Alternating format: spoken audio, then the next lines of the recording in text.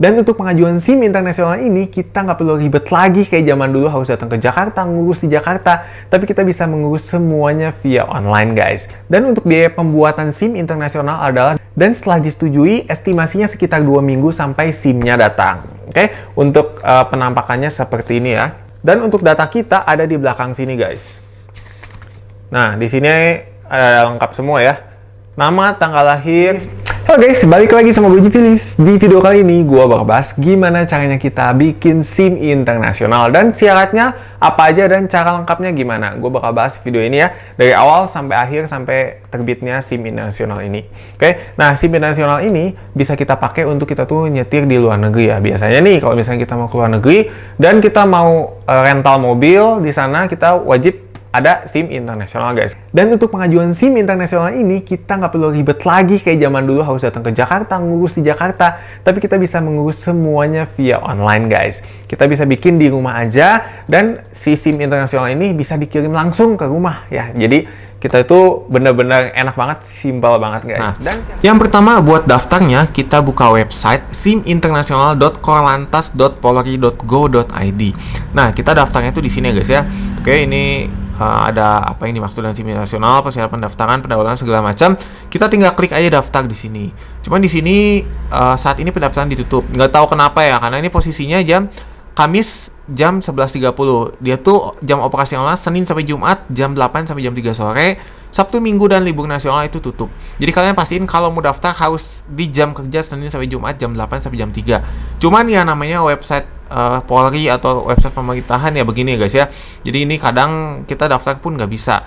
Jadi memang harus, dari kemarin pun gue coba seperti ini, nggak bisa terus gitu. Nanti kalau kalian udah bisa daftar, tinggal diunggah aja, di-upload semua data-data kalian yang udah kita siapin. Dan syarat apa aja yang wajib kita siapkan untuk membuat SIM internasional? Yang pertama kita butuh KTP asli ya, KTP milik kita pribadi.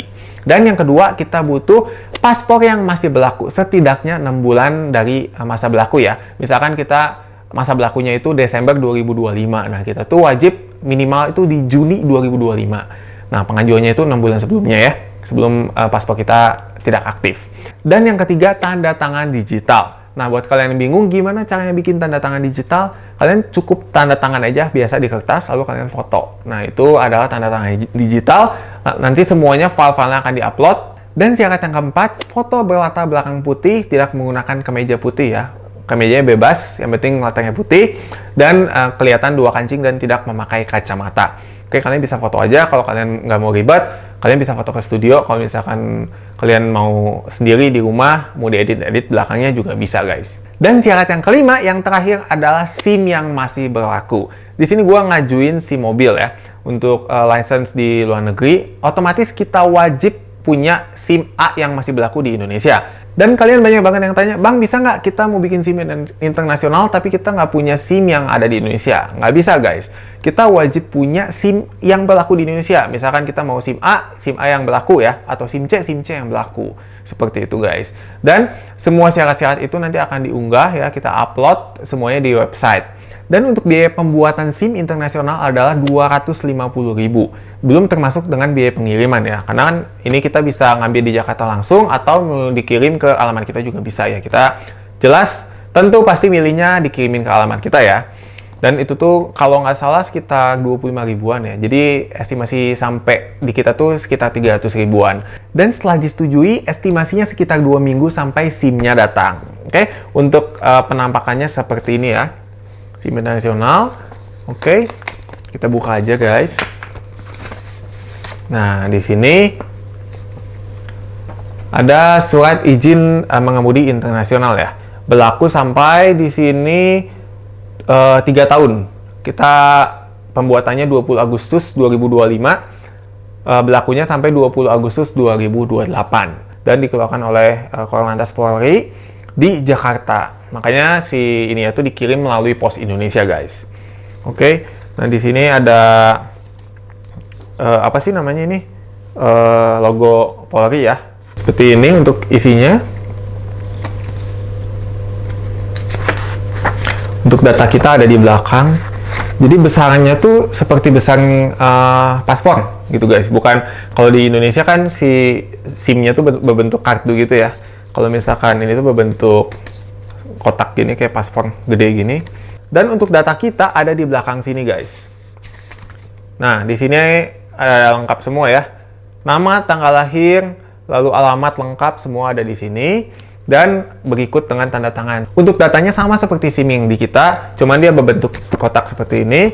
Dan di sini ada tandanya ya, SIM B. SIM B ini tuh bukan SIM truk ya. Kalau misalnya di Indonesia kan SIM B itu adalah SIM B1, B2 itu kan untuk kendaraan berat. Sedangkan untuk di SIM internasional, SIM B itu sama dengan SIM A. Karena untuk kita mengajuin SIM mobil, nah di sini guys. SIM A di sana tuh adalah motor. SIM B itu adalah mobil di sini ya. Kalau untuk mobil biasa. Nah, kalau di sini SIM B, di sana tuh SIM C seperti ini. Nah, ada C, ada C1, lalu ada D, ada D1. Nah, kalau B1 juga seperti ini, guys. Oke. Nah, kalau untuk di situ banyak banget tuh. Ada A, A1, B, B1, C, C1, D, D1, BE, CE, C1E, DE, D1E, kayak gitu guys. Jadi benar-benar kita tuh ya harus ngajuinnya sesuai dengan kebutuhan kita ya. Ya yang orang paling banyak ajuin ya pasti SIM B atau SIM A di Indonesia untuk mengendarai mobil seperti itu guys. Jadi caranya simpel banget, kita cukup ya di rumah aja ya guys ya. Kita tinggal pengajuan dan udah kita tinggal nunggu SIM-nya datang, benar-benar simpel banget.